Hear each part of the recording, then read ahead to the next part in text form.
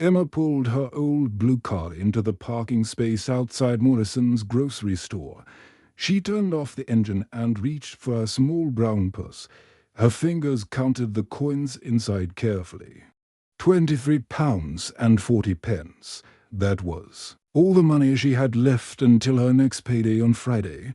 She sighed and looked at herself in the rearview mirror. At 28 years old, she had dark circles under her green eyes from working long hours and worrying about money. Her blonde hair was tied back in a simple ponytail. She wore her old jeans and a faded blue jumper that she had owned for 5 years. Emma never thought her life would be this difficult. 3 years ago, she had lost her good job at a marketing company in Manchester. Since then, she could only find part-time work at a small flower shop called Petals and Blooms. The pay was very low, and she struggled every month to pay her rent and buy food. Before going into the shop, she decided to sit in the car for a few more minutes. She felt tired and sad about her money problems. To make herself feel better, she turned on the radio. Maybe some music would help her forget her worries for a while. The radio presenter had a happy, cheerful voice. He was talking about the next song he would play. Emma half listened as she looked through her shopping list on a piece of paper. "Now, here's something special for you," the presenter said. "This is a beautiful song from about 10 years ago. It somehow never got the attention it deserved back then, but we think you'll love it." Emma was still reading her shopping list when she heard the first piano notes. The sound made her freeze completely. Her pencil stopped moving. Her breathing became shallow. She knew those piano chords very well. She had written them herself. The melody continued, and Emma's heart began beating very fast. This could not be happening. She had not heard this song in 10 years. "This is called Constellation Dreams by James Fletcher," the presenter announced. Emma's hands started shaking so much that she dropped her shopping list on the car floor. James Fletcher. That name brought back so many memories. James had been her best friend when they were teenagers. They had written songs together and dreamed of becoming famous musicians. They had written this very song together in his small bedroom. But James had also been the person who broke her heart 10 years ago. He had chosen his music career over their friendship. He had left her behind to chase his dreams alone in London. Emma sat in the driver's seat as tears began falling down her cheeks. The song continued playing, and she remembered every word. She and James had spent weeks writing these lyrics. They had been so proud of their work. They believed this song would make them famous together. The lyrics were about following your dreams and never giving up on the people you love. How ironic that James had given up on her. Emma thought bitterly. She remembered the night they finished writing the song. They were both 18 years old. They sat on James's bed with his guitar and her notebook full of lyrics. They had looked at each other and smiled, knowing they had created something special. "This is it, Emma," James had said. "This song will change everything for us." "For us," Emma had repeated. Together, always together. But that togetherness had not lasted.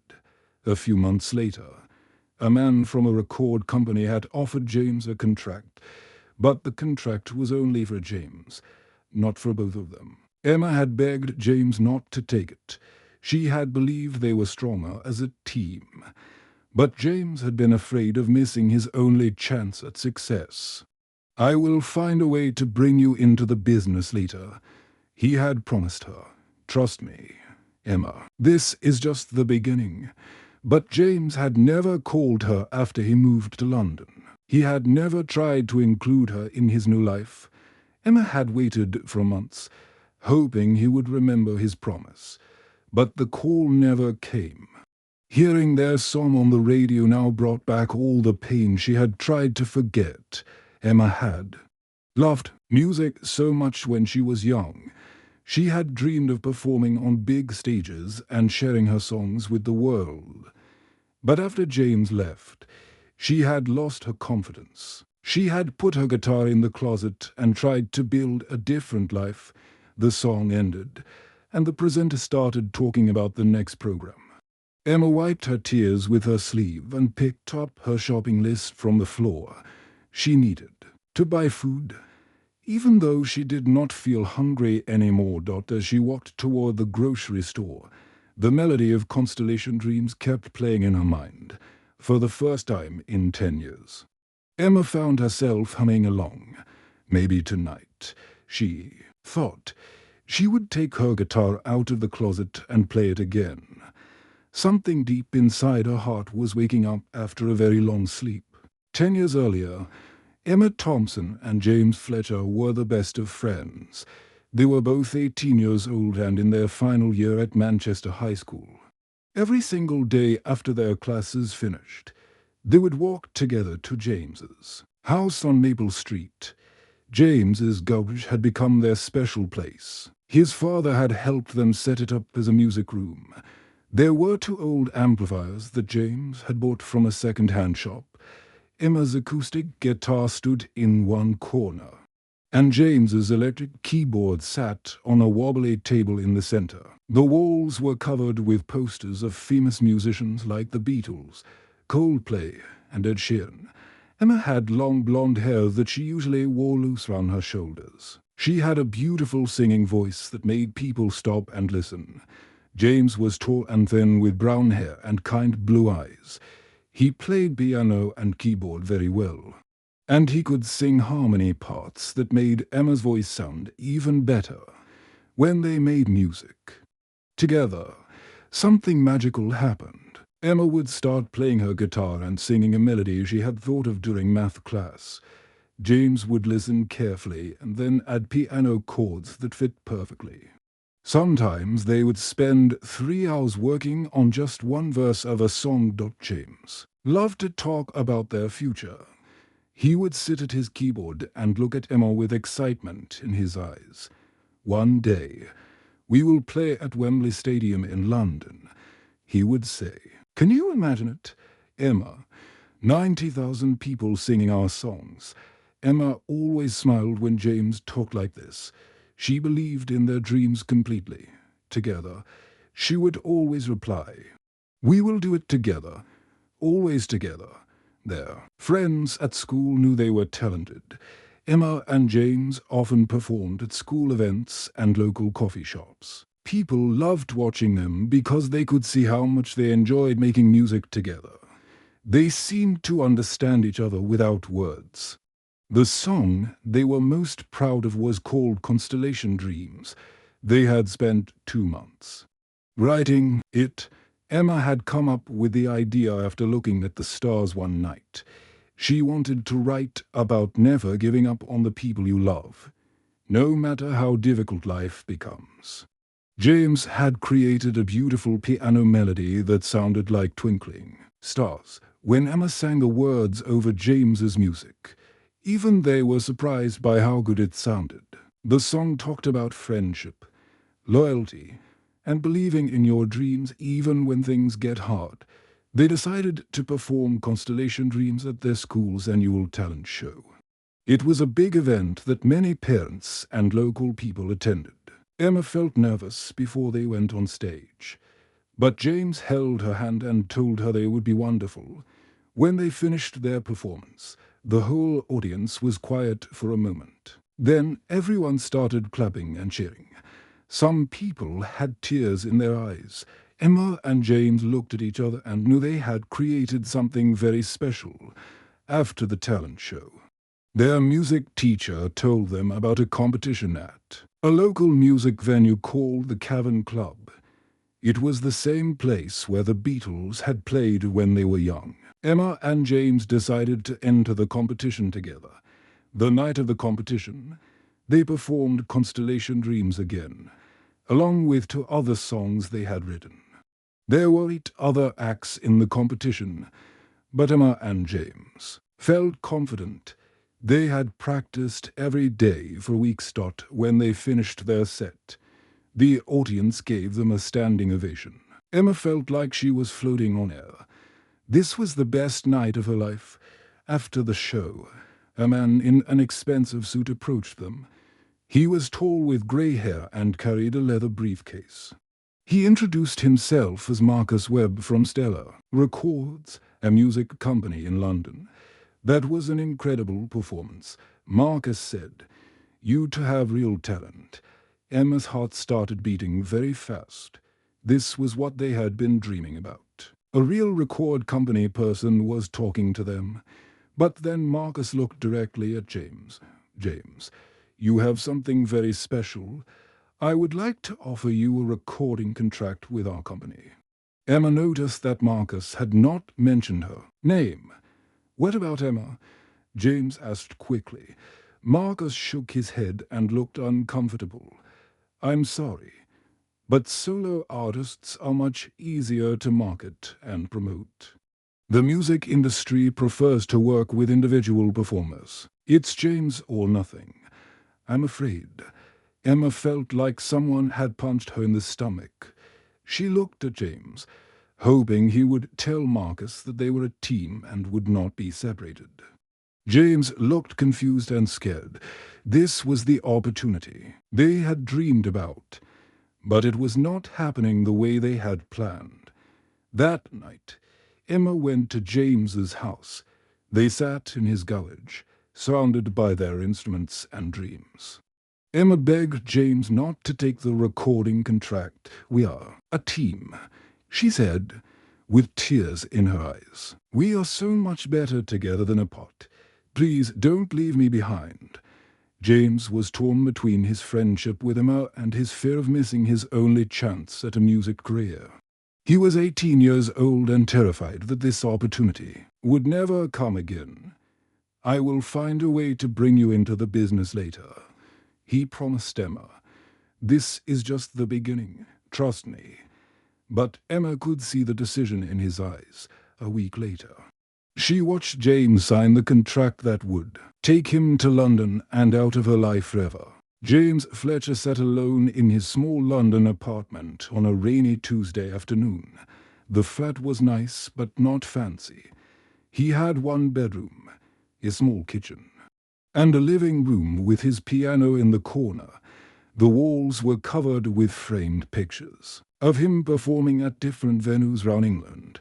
He had just finished listening to the radio while eating his lunch, when the presenter played Constellation Dreams. James nearly choked on his sandwich.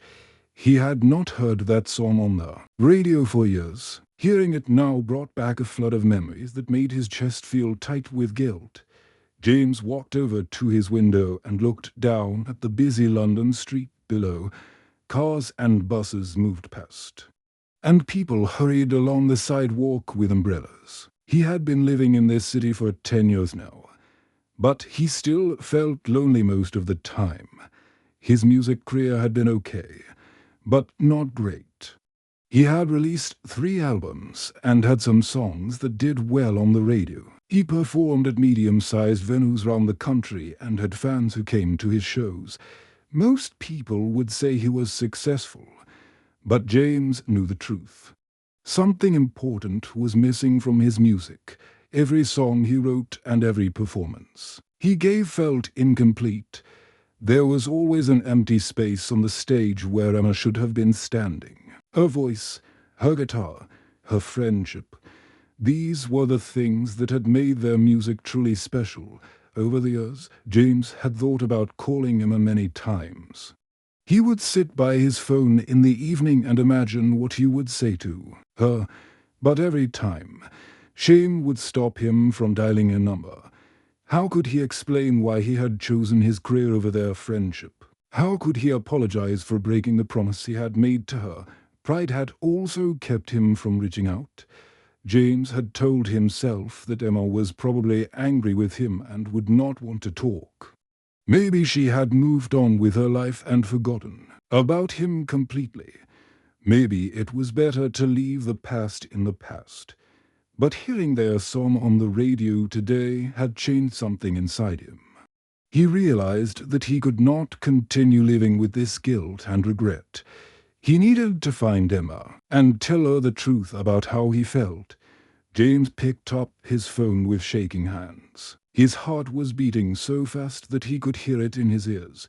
He dialed Directory Assistance, which was a service that helped people find phone numbers. Directory Assistance. How can I help you? A woman's voice said, I need a phone number for Emma Thompson in Manchester, please, James said. His voice sounded nervous and shaky.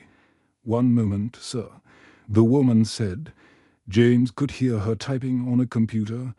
I have several Emma Thompsons in Manchester. Do you have an address?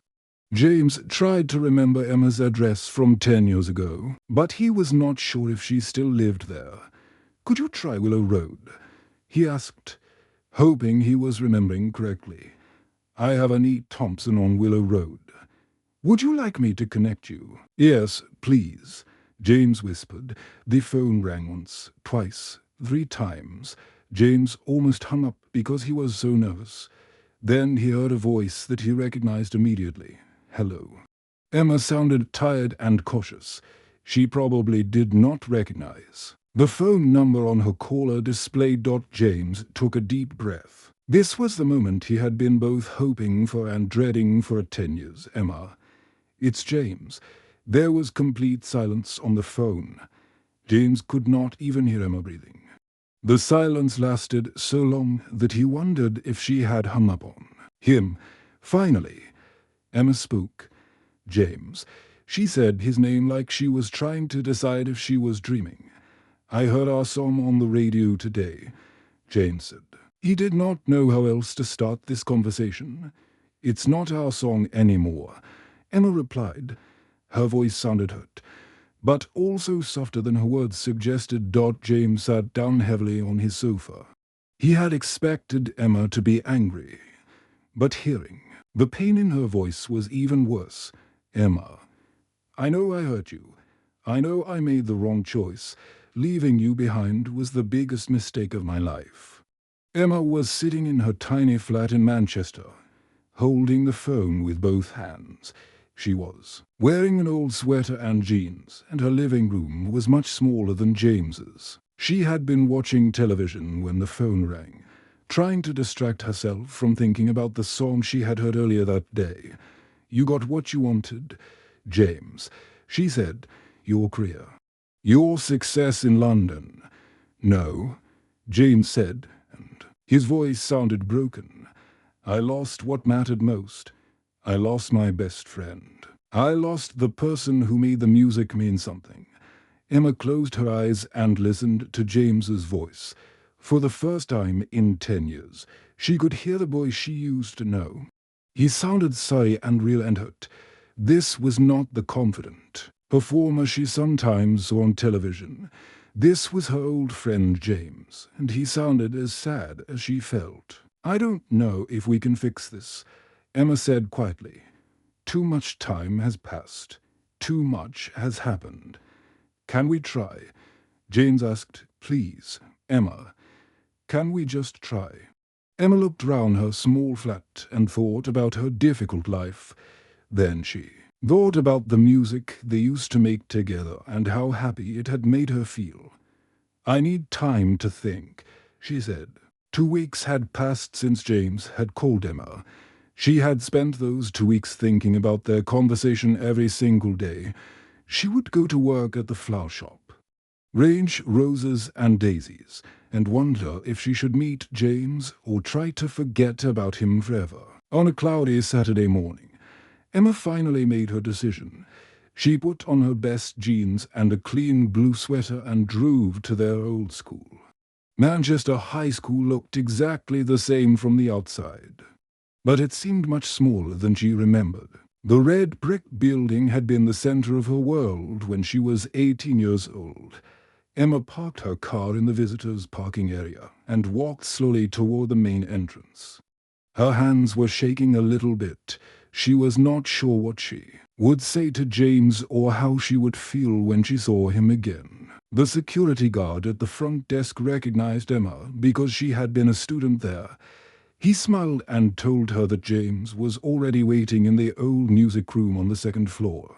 Emma climbed the familiar stairs, remembering all the times she and James had run up these same steps together, excited to practice their songs. The music room door was open, and Emma could see James sitting at the old piano.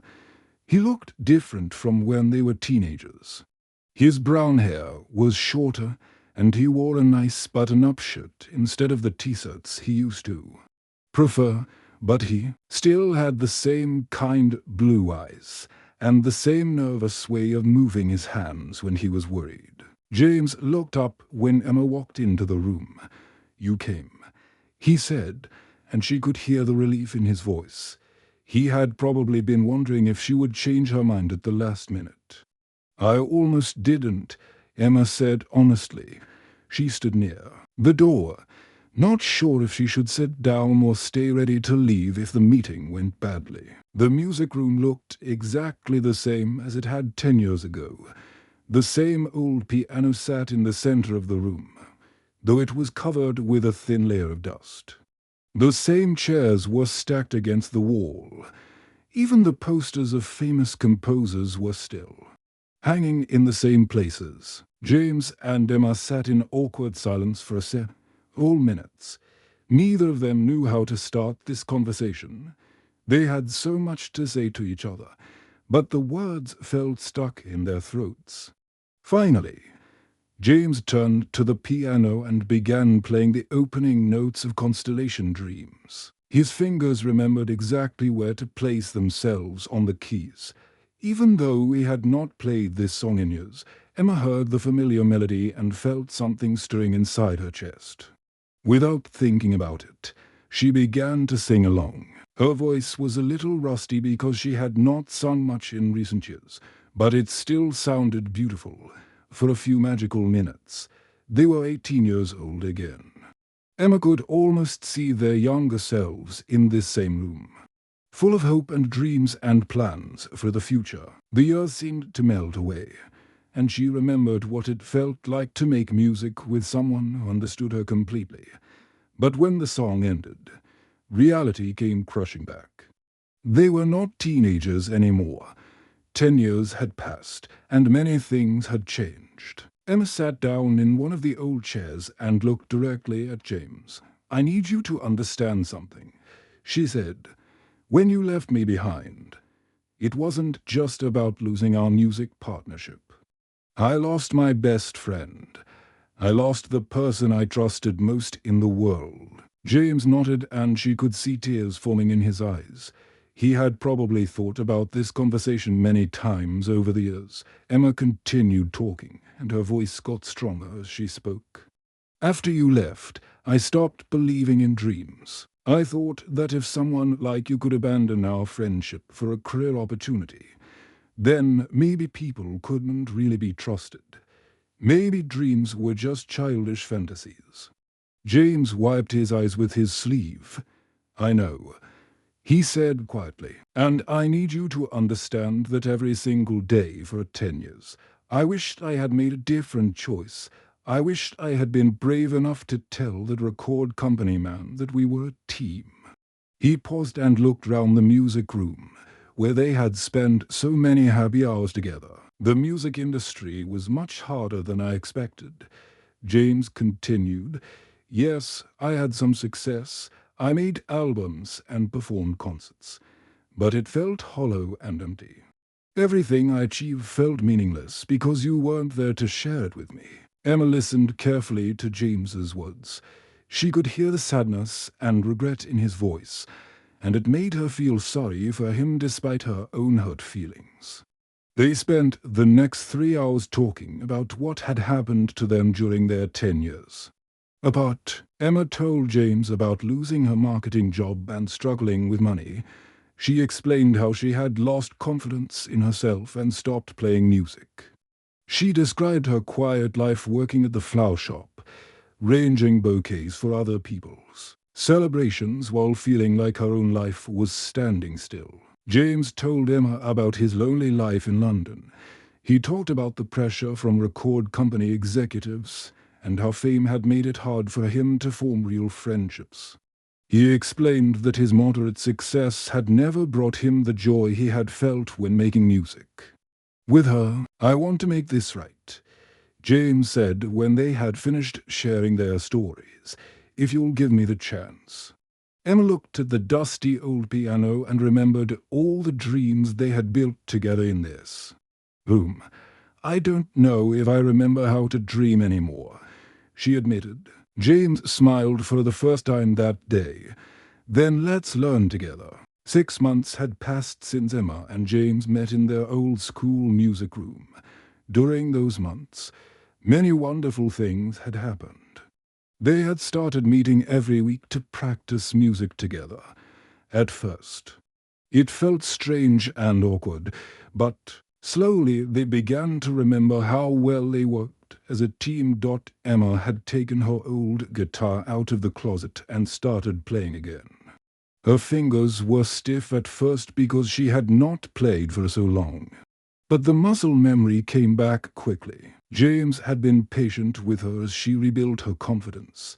They spent many evenings in James's London flat, rewriting their old song Constellation Dreams. They added new verses about the pain of losing a friend and the joy of finding them. Again, the new lyrics talked about learning to forgive and having the courage to start over. Now Emma stood on the stage of the Manchester Apollo, one of the biggest music venues in her hometown. She held her acoustic guitar in her hands and looked out at 2,000 people sitting in the red velvet seats. The stage lights were bright and warm, but Emma felt cold with nervousness. James sat at a beautiful black piano beside her. He was wearing a dark blue suit, and Emma wore a simple but elegant black dress. They both looked professional, but Emma's hands were shaking slightly. She had performed in small coffee shops and local pubs during the past few months, but this was by far the biggest audience she had ever faced. Her heart was beating so fast that she worried people in the front row might be able to hear it. James looked over at her and gave her the same encouraging smile he used to give her when they were teenagers. In that moment, Emma remembered why they had decided to rebuild their musical partnership. It was not about fame or money. It was about sharing something beautiful with the world and doing it together. Emma stepped closer to the microphone in the center of the stage. Her voice was clear and strong as she spoke to the audience. "This next song is very special to us," she said. "It's about second chances, about forgiveness, and about finding your way back to what matters most in life." The audience became very quiet. Emma could see people leaning forward in their seats, ready to listen carefully. James began playing the opening piano notes of their written version of Constellation Dreams. The melody was the same one they had created 10 years ago, but now it carried new meaning. Emma joined in with her guitar, and then she began to sing. The new lyrics told the story of two friends who had lost each other and found their way back. Together, Emma sang about the years of loneliness and doubt. James sang harmony parts about regret and the hope of forgiveness. Together, their voices created something beautiful and honest. As they performed, Emma forgot about her nervousness. She looked at James and saw her best friend, not just her musical partner. They had rebuilt their friendship on a foundation of honesty this time. They had talked about their mistakes and their pain, and they had chosen to forgive each other. When they played the final chord of the song, the entire audience stood up and clapped loudly. Many people had tears in their eyes. Emma and James looked at each other and started crying too, but these were tears of happiness and relief. The song had become popular on the radio and on the internet. People from all over the world had written to them, sharing their own stories of broken friendships and second chances. Emma and James realized that their personal story had touched many other people who had experienced similar pain. After the concert, Emma and James packed up their instruments. Backstage, Emma carefully placed her guitar in its case. Thinking about how much her life had changed in just 6 months, she still worked part-time at the flower shop. But the owner, Mrs. Davies, had been very understanding about giving her time off for music. Emma had also been able to move from her tiny flat to a nicer apartment with the money she earned from their performances. More importantly than any of these practical changes, Emma had her best friend back. She and James had spent many hours talking about their years apart and learning to trust each other again. Their new friendship was even stronger than their teenage bond because it was built on forgiveness and mature understanding. James closed the lid of his piano case and looked at Emma. "Ready for the next adventure?" he asked with a grin. Emma picked up her guitar case and felt hope filling her heart. For the first time in 10 years, she was excited about the future. She had dreams again, and she had someone to share them with together, she said, smiling back at him. Always together. As they walked out of the venue into the cool Manchester evening, Emma thought about something important. Sometimes the greatest success in life is not about achieving your original dreams exactly as you planned them. Sometimes the greatest success is finding your way back to the people who make those dreams worth having in the first place. Their friendship had survived 10 years of separation, hurt feelings, and personal struggles. Now it was stronger than ever, and their music was more meaningful because it came from real experience and genuine emotion.